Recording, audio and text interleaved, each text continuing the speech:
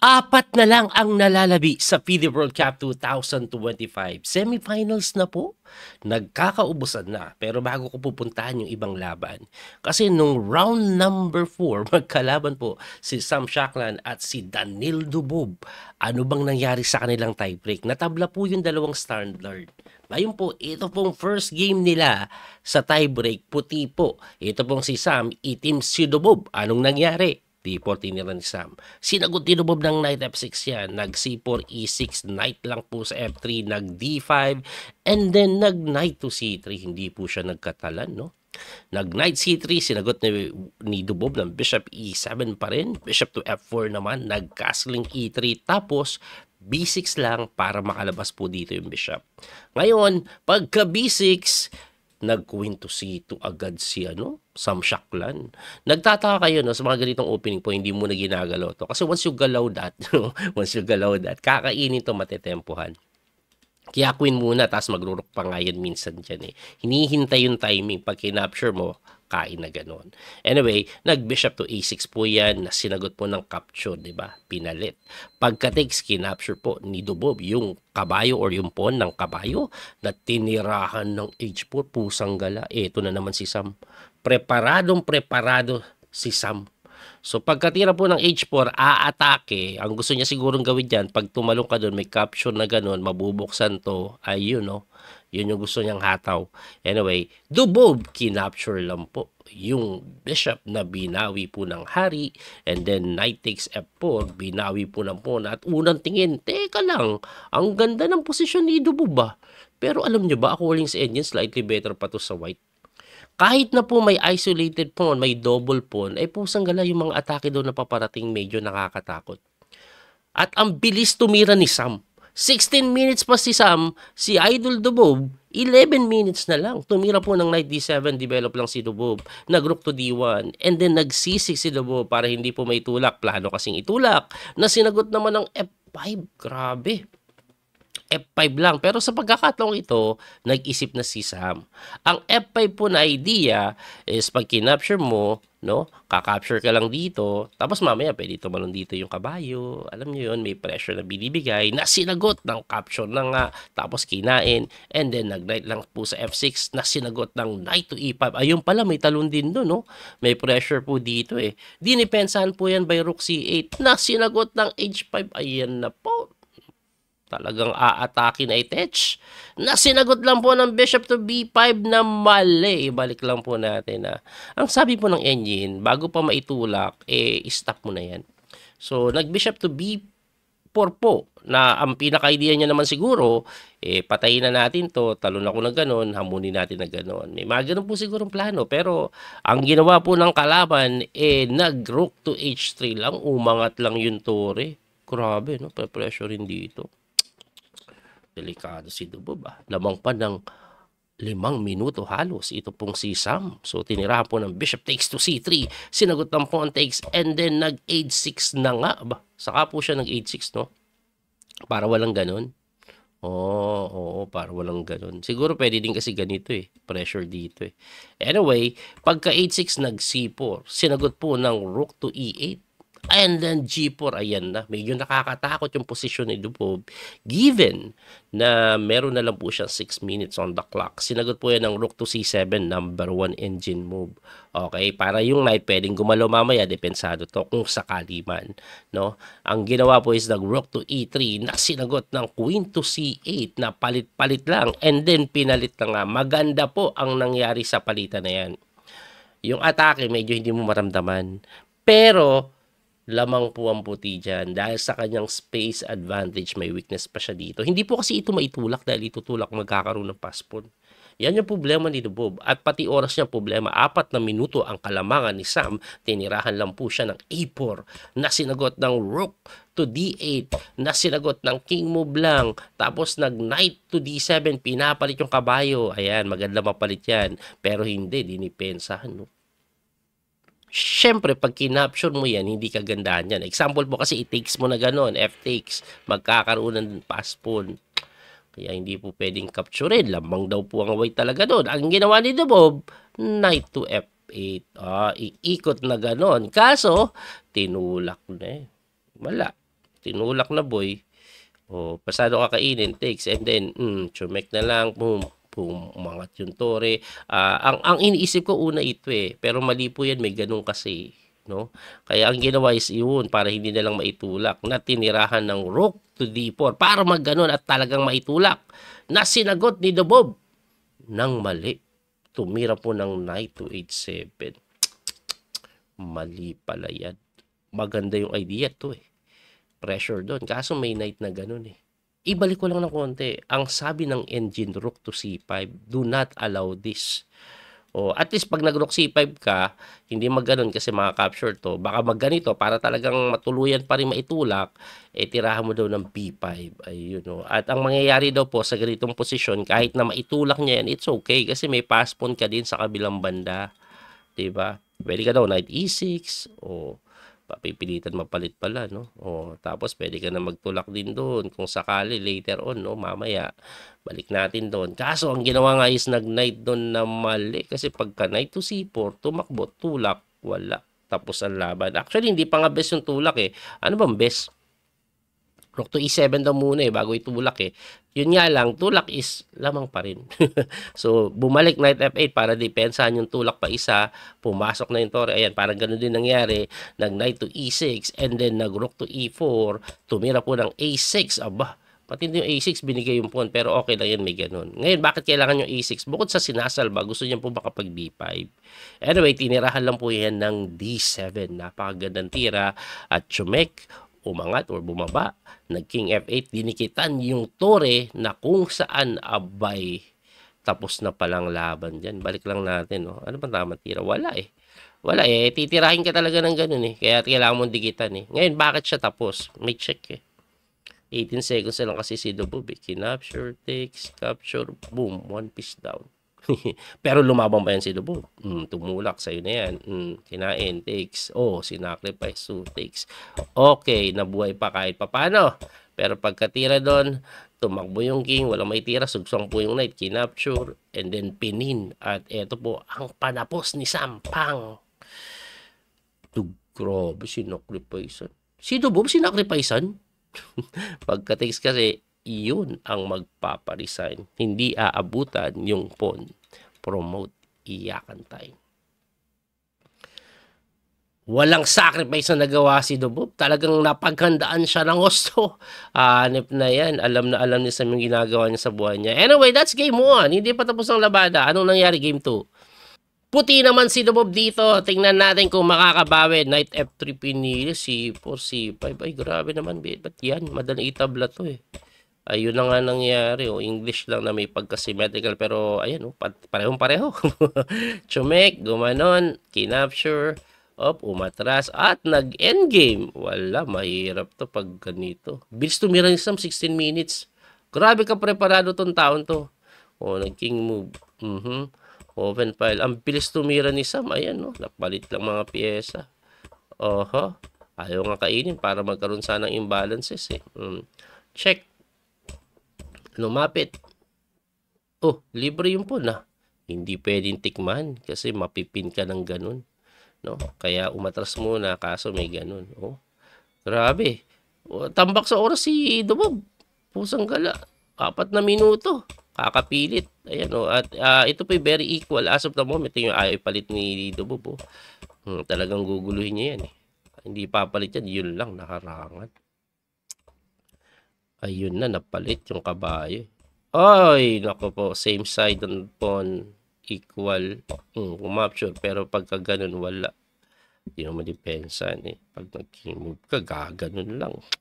Ay, nako po, ayun, umatake doon. 1 po na pa, pero babagsak to eh. Gumanon. Hindi nga po madipensan kasi ilaliman eh. So, at least dito, pag gumanito siya, may ganito. Pero wala eh, yung kinapture na.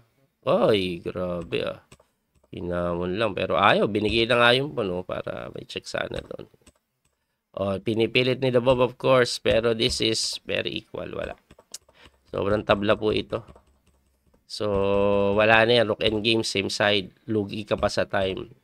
Ayan. 1 pawn up to, pero drawish to eh. Kasi babagsak na eh. Ayan. Oops. Drawish to. Pero syempre, mas win ka. Pipilitin mo na. Oh, ayun, lumapit na lang doon. Tabla yan pagbabalik dito. Pero syempre, mas win. Guguluhin niya na lang ang kanyang buhay-buhay at nag-resign na lang dito si Dubov. Wala na eh, 2 pass pawn versus isa. At dahil doon, uwi ang time si Dubov. Ngayon, ano nangyari sa ibang laban? Pakita po natin. So, natalo po si Dubov doon eh. Ito po yung mga nangyari. Ayan o. Tingnan, ito po yung round 4. Tingnan nyo po yung round 4 ng mga pumasok. Ayan, pakibasa na lang. Ang dami pa niyan eh. Ang titingnan ko lang yung kay Dubov na lalaglag. Nalaglag si Dubov. Ito pala, sa round 5 pala yun. Sorry. Round 5 pala. Nalaglag si Dubov eh. So, ito yung mga nagsipasukan sa quarterfinals. Ayan. Si Sindarov Martinez. Ay, putik. Nalaglag na si Martinez. Lakas ni Martinez. Ang daming tinalo. Tinalo siya Sindarov. Si Yakubawi, tinalo si Domchenko. Aba. Tapos si Sam Shaklan, natalo kay Andrei Isipenko at kay Wei at Arjun. Ito na lang po, nag-iisang pag-asa sana ng India, nalaglag si Arjun at Wei. Titingnan po natin yung games na yan, no? Pero ito po yung pinaka-semifinals. Ito. So, Yakubawe versus Sindarov. Kung sino manalo dyan, pasok sa candidates. Andrei Isipenko, Wei. Kung sino manalo dyan, pasok sa candidates. Tapos yung dalawang talunan, may chance pa. Battle for third. Pasok sa candidates din yun. Tingnan natin yung laban ni Arjun at ni Wei kung saan sila nagkataluhan. Dito po sila sa Game 4 nagkataluhan eh. So, tabla po yung dalawang standard. Nung first game ng Rapid, tabla. Tapos dito po, Game 4. Aba, kung sino manalo, siya pasok. At anong nangyari? Ayan. So, Petrov po ang tiniraw. Petrov. So, ang Petrov, very drawish naman yan eh. Ayan o. O, equal. Common na yan eh. Knight D7, kinapture lang. Bishop D6. Tama develop lang. Talagang linya po yan na tabla. Papalit-palit lang. Dahan-dahanin palit. O, tabay C5 lang. O, binasag. No? Kinapture takes. Nag-queen doon. O, G6 lang. Mamatiin mo pa ako. Libre, pero may sacrifice doon. Yari queen mo. Umatras. Sinipor. Takbo. Hindi tumakbo. Gumanon lang. O, wag kayo magtaka ha. Ba't pinapakapture lang? Kasi pag kinapture mo, may ganire. Kaya po umiwas. O, anong pinagkaiba? May bishop to F8.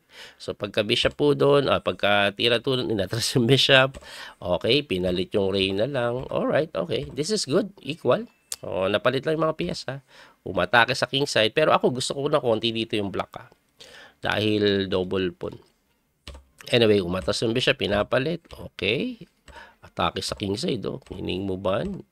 Doon sa kabilang side, umatake. Uy, pinipressure talaga. Umatras lang. Para pag tinulak mo din, hindi mapalit. May bantay na bishop, no? Umatras yung bishop. Umatras pareho yung bishop. Para siguro maitulak. Ayun na nga, tinulak. Alright. And then, umatras yung tore. Nagpipilit talaga si, Arjun, eh. Dumipensa. Okay, umatras yung bishop, inatake yung pawn, kaya tinulak, kinapture, binawi. Ano nangyari? Abi, lamang daw po dito yung block na. Ay, tingin ko dahil sa pawn structure eh. Ayun o, pinessure. O counterplay. Hindi pwede dumipensa pang buhay, may ganun eh. Anyway, instead na depensahan to, kinapture. Doon ako nagtaka. Alam mo yung unang tingin, lakas-lakas nito, ba't mo binigay? It turns out, ibigay mo yan, pero wag mo kainin to. Ang gawin mo daw is tulak ka dito. Kasi pag kinapture, may check lagi, pasok doon, may pressure, di ba? Yun na mas maganda. Anyway, kinapture, okay pa din. Pagka bishop takes, nag-bishop doon, papasok. O, gumanon, binantayan, nag-bishop doon, and then kining mo ban, tinulak na yung F6. Yan, napakaganda ng F6. Ayan, medyo ma-activate kasi yung king. Ayan, yun pa, may pasok doon, no? O, binantayan. Oops, pressure. Pero hindi na dinipensa. Hindi pa madepensahan. Ay, putik. Hindi pala maganon. May tulak. Nakapin. Sabi ko, ba't hindi pwede itulak? Alright. Ay, di na takbuhin ng king. Kaya gumano na lang. Tinulak ko counterplay. Di kinapture. Ay, ayun pa yung counterplay sa kabila. Kinapture lang. Takes. And then tulak. Sinara. Pero equal lang daw. Turok B2. Ay, yun lang. Mali. Kasi nakalapit yung, naka-atras yung bishop, I mean. O, bakit rook B2 maganda? Kasi pagkatira po ng A6, makakapag D6 ka. Anong pinagkaiba niyan? Pag binantayan mo ito, okay, ano muna pambabantay mo? Unahin natin to. Pag binantayan po ng bishop, may rook D2. Pag umatras yung bishop mo, medyo passive ka na, no? May counterplay pa dito. Yan ang mangyayari daw. Okay? So, ibalik lang natin ng konti doon. Kasi, Paano pag naman nag-king? Pag nag-king, bishop b7 pa rin. May mabilis na sakmal dito. Hindi po kasi matira yung napakagandang B4 pag nandito yung tore. Ano yung maganda sa B4? Yun po yung nangyari. Tingnan nyo po. So pagka B5 po, nag-rook F5, umatras, okay? Bumalik sa doon, nag-A6, tapos tinulak. Ang pinagkaiba, nandito na yung bishop eh. No?